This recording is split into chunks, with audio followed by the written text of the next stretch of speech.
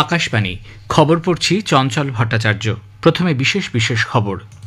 প্রধানমন্ত্রী বলেছেন, বিভিন্ন প্রকল্পের কাজ দেরিতে শেষ হলে আর্থিক খরচ যেমন বৃদ্ধি পাবে, পাশাপাশি নাগরিকরাও প্রয়োজনীয় পরিষেবা ও পরিকাঠামো থেকে বঞ্চিত হবেন। কেন্দ্রীয় মন্ত্রিসভা উত্তরপ্রদেশের আগ্রায় দক্ষিণ এশীয় আন্তর্জাতিক আলু কেন্দ্র প্রতিষ্ঠার প্রস্তাব অনুমোদন করেছে। প্রতিরক্ষামন্ত্রী আজ চীনে এসসিও প্রতিরক্ষামন্ত্রীদের বৈঠকে যোগ দেবেন।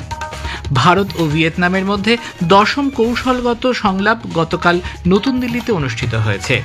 5ম খেলো ইন্ডিয়া বিশ্ববিদ্যালয় ক্রীড়া প্রতিযোগিতা জয়পুরে অনুষ্ঠিত হবে। আসছে বিস্তারিত খবরে। প্রধানমন্ত্রী নরেন্দ্র মোদী গতকাল প্রগতির 48তম বৈঠকে খনি, রেল, জল সম্পদ সহ বিভিন্ন গুরুত্বপূর্ণ প্রকল্পের পর্যালোচনা করেন। জনকল্যাণ ও অর্থনৈতিক উন্নয়নের সঙ্গে সম্পৃক্ত এই প্রকল্পগুলির কাজ নির্ধারিত সময়ে শেষ করতে হলে বিভিন্ন সংস্থার মধ্যে সমন্বয়ের প্রয়োজন। প্রধানমন্ত্রী বলেন, এই প্রকল্পগুলির কাজ দেরিতে শেষ হলে আর্থিক খরচ যেমন বাড়বে, পাশাপাশি নাগরিকরাও প্রয়োজনীয় পরিষেবা ও পরিকাঠামো থেকে বঞ্চিত হবেন। প্রধানমন্ত্রী আয়ুষ্মান ভারত স্বাস্থ্য পরিকাঠামো মিশনের পর্যালোচনা করার সময় রাজ্যগুলিকে স্বাস্থ্য পরিষেবার উন্নয়নে আরও সক্রিয় হওয়ার আহ্বান জানান। এক্ষেত্রে উচ্চাকাঙ্ক্ষী জেলাগুলিকে অগ্রাধিকার দিতে হবে।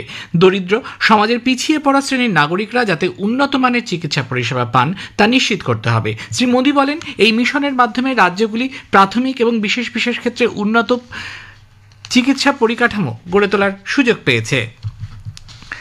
অপারেশন সিঁদুরের সাফল্যের প্রসঙ্গ উল্লেখ করে তিনি বলেন, দেশীয় প্রযুক্তির যথাযথ ব্যবহারের জন্যই এটি সম্ভব হয়েছে। প্রতিরক্ষা ক্ষেত্রে দেশকে আরও আত্মনির্ভর হতে হবে। দেশজুড়ে গতকাল পালিত হয় সংবিধান হত্যা দিবস। 1975 সালের 25শে জুন একনায়কতান্ত্রিক মানসিকতার নির্লজ্জ প্রদর্শনে তৎকালীন সরকার 21 মাসের জন্য দেশে জরুরি অবস্থা জারি করে। বিষয়টি নিয়ে আমরা হাজির হয়েছিলাম বিভিন্ন ক্ষেত্রের বিশিষ্টজনেদের কাছে। ইন্ডিয়ান ইনস্টিটিউট অফ ম্যানেজমেন্ট কলকাতার অবসরপ্রাপ্ত অধ্যাপক সুজয়া বসুর মতে, 1975 সালের জরুরি অবস্থা ঘোষণার অভ্যন্তরীণ যে কারণ দেখানো হয়েছিল তা কোনো মতেই যুক্তিপূর্ণ ছিল না। 75 এর এমার্জেন্সিটা সব থেকে কন্ট্রোভার্সিয়াল। তার কারণ খুব পরিষ্কার করে বোঝানো দরকার কি কারণে এমার্জেন্সি ডিক্লেয়ার হয়েছিল। Internal disturbance is something which you are using to cloak and disguise, মানে আপনি একটা ক্যামোফ্লাজ করছেন সেটা ইউজ করে, এবং তার পেছনে আসল কারণটা হয়তো দেখাচ্ছেন না ফর ফিউচার জেনারেশন, যাতে এটা এই হিস্ট্রিটা কোনোদিন রিপিটেড না হয়। ঠিক কেন এটাকে ডিক্লেয়ার করা হয়েছে সংবিধান হত্যা দিবস বলে। কেন্দ্রীয় স্বরাষ্ট্রমন্ত্রী অমিত শাহ নতুন দিল্লিতে গতকাল the emergency diaries years that forged a leader নামে একটি বইয়ের প্রকাশ করেন। এই বইটিতে জরুরি অবস্থার সময় নরেন্দ্র মোদীর ভূমিকা নিয়ে আলোকপাত করা হয়। সামাজিক মাধ্যমে এক বার্তায় প্রধানমন্ত্রী বলেছেন, এই বইটি মূলত সেই সময়ের তাঁর দিনলিপি।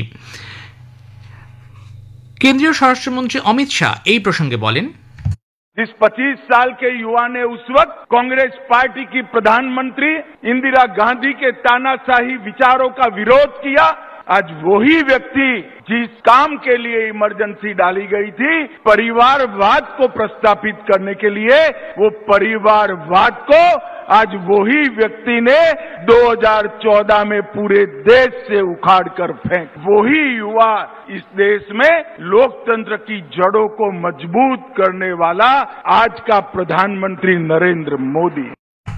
কেন্দ্রীয় মন্ত্রিসভা গতকাল উত্তরপ্রদেশের আগ্রায় দক্ষিণ এশীয় আন্তর্জাতিক আলু কেন্দ্র স্থাপনের প্রস্তাব অনুমোদন করেছে। প্রধানমন্ত্রী নরেন্দ্র মোদীর পৌরোহিত্যে তথ্য সম্প্রচার মন্ত্রী অশ্বিনী বৈষ্ণব সাংবাদিকদের বলেন, এটি আলু ও কৃষকদের আয় এবং কর্মসংস্থান সৃষ্টিতে সহায়তা করবে। তিনি বলেন, কেন্দ্র 3,626 কোটি টাকা ব্যয়ে পুনে মেট্রো রেল প্রকল্পের দ্বিতীয় পর্বের সম্প্রসারণের সিদ্ধান্ত নিয়েছে।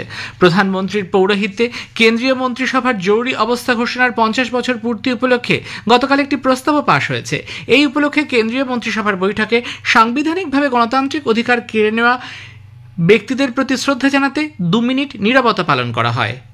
The Union Cabinet, chaired by Honorable Prime Minister Shri Narendra Modi ji, resolved to commemorate and honor the sacrifices of countless individuals who valiantly resisted the emergency and its attempt at subversion of the spirit of Indian Constitution. To mark the occasion, a 2-minute silence was observed in meeting of the Union Cabinet as a tribute to those whose constitutionally guaranteed democratic rights were taken away.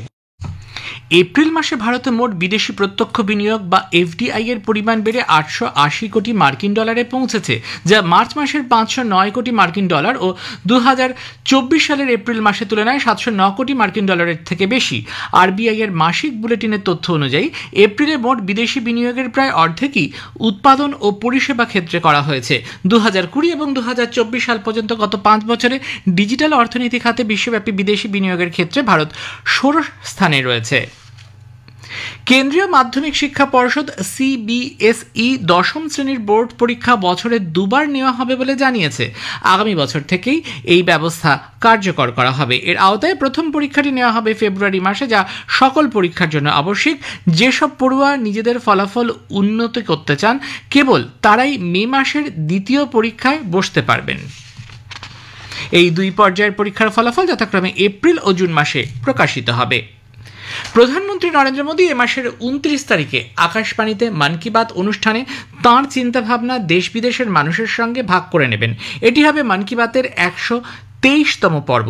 বেলা 11টা থেকে আকাশবাণী এবং দূরদর্শনের সবকটি প্রচার তরঙ্গ এবং আকাশবাণীর news on AIR website, mobile app, প্রধানমন্ত্রীর দপ্তর ও তথ্য সম্প্রচার মন্ত্রকের ওয়েবসাইট ও ইউটিউব চ্যানেলে এই অনুষ্ঠানটি সম্প্রচারিত হবে।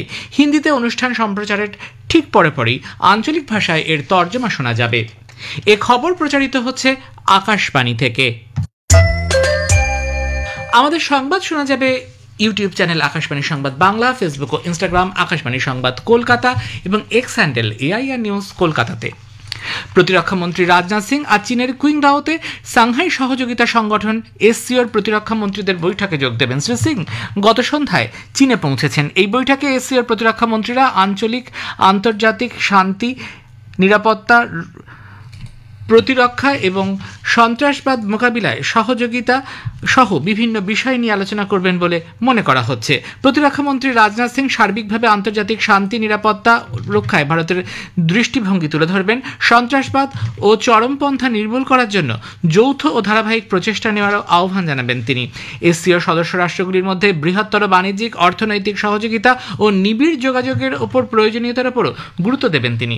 বৈঠকের ফাঁকে শ্রী সিং চীন ও রাশিয়া সহ বেশ কয়েকটি দেশের প্রতিরক্ষা মন্ত্রীদের সঙ্গে দ্বিপাক্ষিক আলোচনা করবেন। ভারত ও ভিয়েতনামের মধ্যে ত্রয়োদশ রাজনৈতিক মতবিনিময় কর্মসূচি এবং দশম কৌশলগত সংলাপ গতকাল নতুন দিল্লিতে অনুষ্ঠিত হয়েছে। বিদেশ মন্ত্রকের পূর্বাঞ্চলীয় সচিব পি কুমারন এবং ভিয়েতনামের বিদেশ প্রতিমন্ত্রী নগুয়েন ম্যাংকুং বৈঠকে পৌরোহিত্য করেন।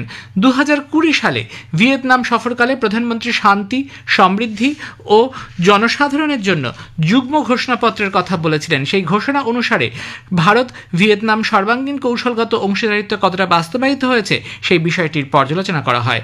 মে মাসে ভগবান বুদ্ধের পবিত্র স্মারক প্রথমবারের মতন ভারত থেকে ভিয়েতনামে নিয়ে যাওয়ায় ভিয়েতনামের বিদেশ প্রতিমন্ত্রী ভারতকে ধন্যবাদ জানান। ভারত মহাসাগরীয় অঞ্চল অ্যাক্ট ইস্ট নীতিতে এবং প্রশান্ত এবং মহাসাগর পরিকল্পনায় এক গুরুত্বপূর্ণ অংশীদারের দায়িত্ব পালন করার জন্য ভারত ভিয়েতনামকে ধন্যবাদ জানিয়েছে। ইসরায়েলি কর্তৃপক্ষ নিশ্চিত করেছে দক্ষিণ গাজায় খান ইউনিসে অভিযান চালানোর সময় এক বিস্ফোরণে তাদের 7 সেনার মৃত্যু হয়েছে, 1 সেনা গুরুতর আহত। মার্কিন যুক্তরাষ্ট্রের ফ্লোরিডায় কেনেডি স্পেস সেন্টার থেকে গতকাল ভারতীয় নভস্বর শুভাংশু শুক্লাকে নিয়ে মহাকাশের উদ্দেশ্যে রওনা হয়েছে অ্যাক্সিওম 4 মহাকাশযান। নাসায় অ্যাক্সিওম 4 অভিযানে পাইলটের ভূমিকায় রয়েছেন ভারতীয় বায়ুসেনার ক্যাপ্টেন শুভাংশু। তিনি মহাকাশ থেকে একটি বার্তা পাঠিয়ে বলেন এটি তার কাছে এক বিস্ময়কর যাত্রা। 40 साल बाद हम वापस अंतरिक्ष में पहुंच गए हैं और कमाल की राइड थी। इस समय हम 7 किलोमीटर प्रति सेकंड की रफ्तार से पृथ्वी के चारों तरफ घूम रहे हैं और मेरे कंधे पे मेरे साथ मेरा तिरंगा है जो मुझे बता रहा है कि मैं आप सबके साथ हूँ। ये मेरी इंटरनेशनल स्पेस स्टेशन तक की जर्नी की शुरुआत नहीं है, ये भारत के ह्यूमन स्पेस प्रोग्राम की शुरुआत है। আসামে ভূমিধসের ফলে উত্তর পূর্ব সীমান্ত রেলের লামডিং বদরপুর পার্বত্য শাখায় ট্রেন চলাচল ব্যাহত। এই প্রাকৃতিক বিপর্যয়ে ত্রিপুরাতেও রেল চলাচলের সমস্যা হচ্ছে। পঞ্চম খেলো ইন্ডিয়া বিশ্ববিদ্যালয় ক্রীড়া প্রতিযোগিতা জয়পুরে আগামী নভেম্বরে অনুষ্ঠিত হবে। কেন্দ্রীয় ক্রীড়ামন্ত্রী মনসুখ মান্ডভিয়া জানান 4000-এর বেশি ছাত্রছাত্রী এই প্রতিযোগিতায় অংশ নেবে। পূর্ণিমা বিশ্ববিদ্যালয় ও রাজস্থান বিশ্ববিদ্যালয় যৌথভাবে এবার এই প্রতিযোগিতার আয়োজন করবে। ভিয়েতনামে অনূর্ধ্ব 17 এশিয়ান কুস্তি প্রতিযোগিতায় ভারতীয় অনূর্ধ্ব 17 মহিলা কুস্তি দল চ্যাম্পিয়ন হয়েছে। অনূর্ধ্ব 23 সিনিয়র এশিয়ান রেসলিং চ্যাম্পিয়নশিপে ভারতের অনূর্ধ্ব 23 মহিলা কুস্তি দলের জয়ের পর অনূর্ধ্ব 17 মহিলা কুস্তিগিররা ভারতের জয়ের ধারাকে অব্যাহত রাখল। শেষে বিশেষ বিশেষ খবর আরও একবার। প্রধানমন্ত্রী বলেছেন, বিভিন্ন প্রকল্পের কাজ দেরিতে শেষ হলে আর্থিক খরচ যেমন বৃদ্ধি পাবে, পাশাপাশি নাগরিকরাও প্রয়োজনীয় পরিষেবা ও পরিকাঠামো থেকে বঞ্চিত হবেন। কেন্দ্রীয় মন্ত্রিসভা উত্তরপ্রদেশের আগ্রায় দক্ষিণ এশীয় আন্তর্জাতিক আলু কেন্দ্র স্থাপনার প্রস্তাবে অনুমোদন করেছে। খবর শেষ হলো। এরপর খবর শুনবেন 7:25।